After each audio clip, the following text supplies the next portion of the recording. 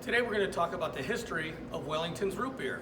A lot of you have seen me wearing this outfit. This is actually the turn of the 19th century brewer's outfit. You can always tell the brewer by the bowl derby.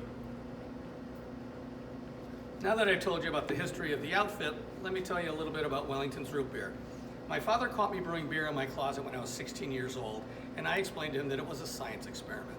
So he said to me, if it's a science experiment, make me a root beer.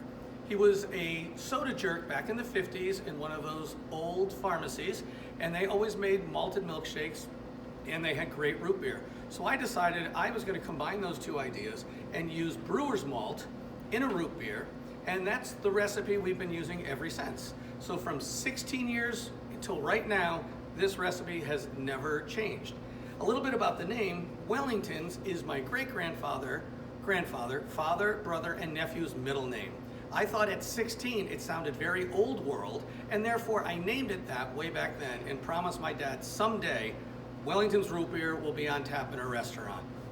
Lucky for us, my father was actually able to get here and sample the Wellington's root beer and see all these lovely products that we're making with it before he passed away.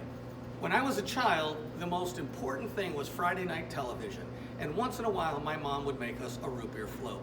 Now these root beer floats are made a little bit differently than everybody else's. We start with a little bit of ice cream and a little bit of the root beer, and we make a paste.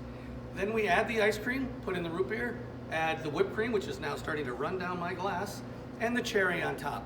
When I was a kid, it wasn't quite so fancy, but if you come to Brewport, that's what you're gonna get. Now recently, my son has helped me package our root beer. This package is now in about 10 different breweries as their non-alcoholic product.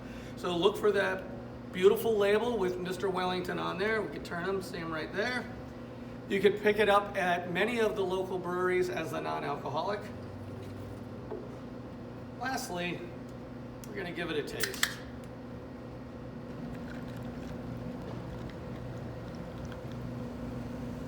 The thing you'll notice about the root beer is the thick, rich head. And it sticks around a while, and that's because of the brewer's malt. Cheers, Dad. Perfect amount of ice in this glass. Try some Wellington's root beer.